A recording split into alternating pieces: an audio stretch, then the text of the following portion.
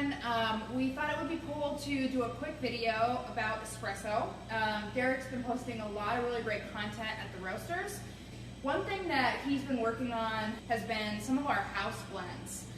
If you followed us along, we had a bunch of holiday blends, our Yule log, snowblind, and coal blends, which were really popular.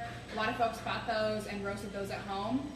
Blends are a really great way to manage your inventory, to introduce customers to new coffees. You're talking about the world of espresso. Blends are actually very, very common.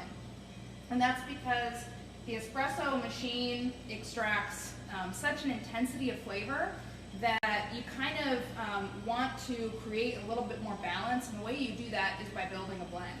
So one project that we have sort of taken on for ourselves and to be able to offer to customers is some house espresso blends.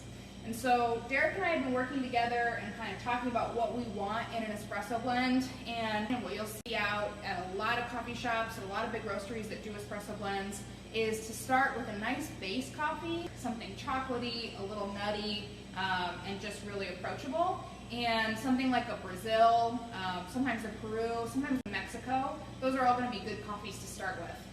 Derek had, from a different project, a pre-blend of Brazil and Colombia Cauca that was pre-blended, so green coffee blended together. And so he asked me if this would work for an espresso blend if we added another kind of more exciting component to it. And we decided to roast some of our Honduras Irma Agüeta as a post-roast addition. That pre-roast, Colombia and Brazil, this is a 50-50 mix. And then he roasted a little bit of the Honduras on its own. He took this a little bit lighter than the profile that you've seen from us before.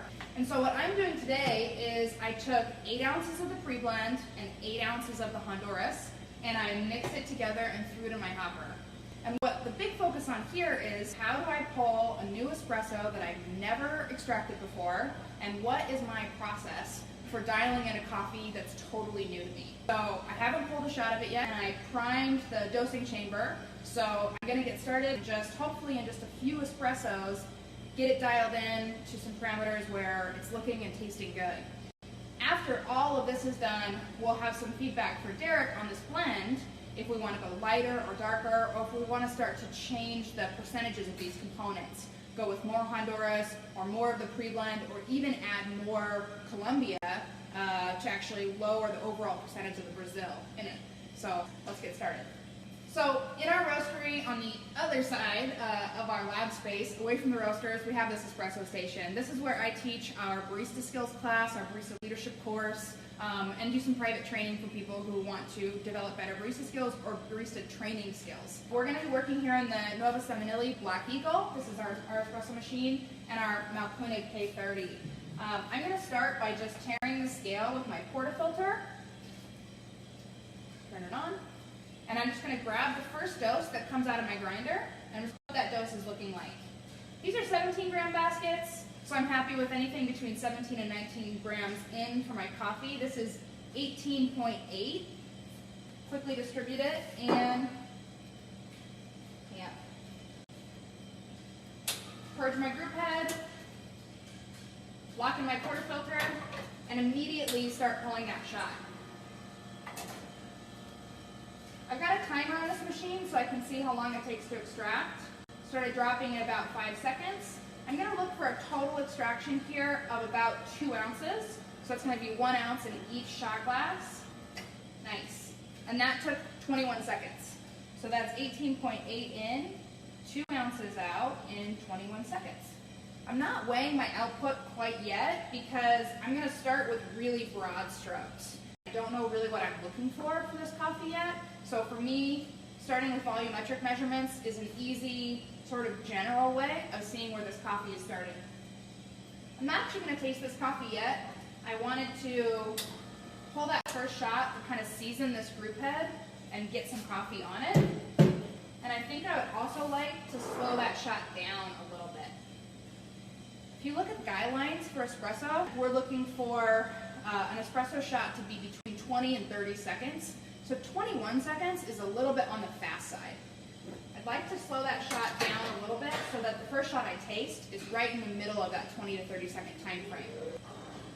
I'm going to move about a half step to the finer side, tighten my adjustment collar, and purge one shot. That just gives me a chance to kind of catch up to that adjustment. I know that I'm not tasting that old grind size, and I can go ahead and pull another one. I always switch from my group head, so I pulled that first one on my right side. I'm going to pull the next one on my left side. I do that for two reasons. The first is temperature retention, so that these portafilters stay not nice and hot. I'm not always taking the same one out, so it actually drops a lot in temperature. And the second is for machine maintenance. If I'm always using one side of my machine, like the side that's closest to my grinder, which is very common for people to do, this group head is going to wear out much faster, the gasket will need to be replaced, and the screen will need to be replaced a lot sooner. So, second espresso, and after that grind adjustment, my dose has dropped to 18.1 grams. Now that makes sense because we tightened our grind. By tightening the grind, the burrs have been moved closer together, so less coffee can flow through it in that same amount of time. I'm going to pull this one just as is and see if we were able to slow that time down.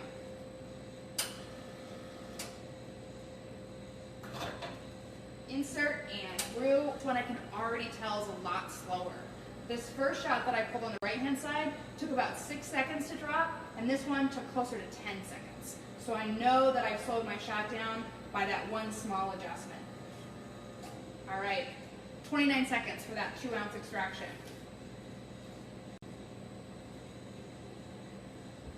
So one small adjustment, even though that my dose dropped a little bit, my time increased by 8 seconds. So now that I kind of have a good starting point, I'm on the other end of the spectrum in terms of time, I'm going to go ahead and taste this one.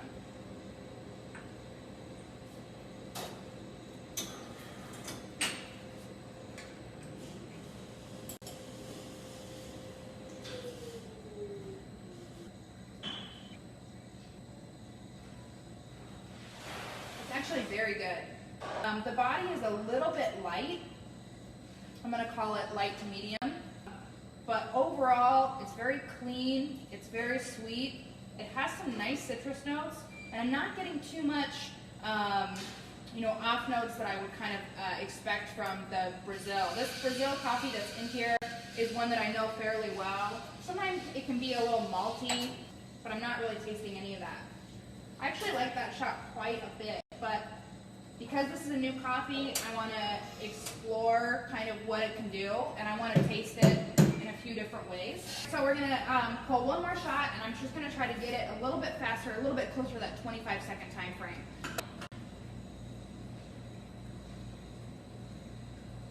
My dose is creeping up a little bit because I made that grind adjustment. That's okay. I want to leave that there. And for this shot, I'm going to have you come a little bit closer.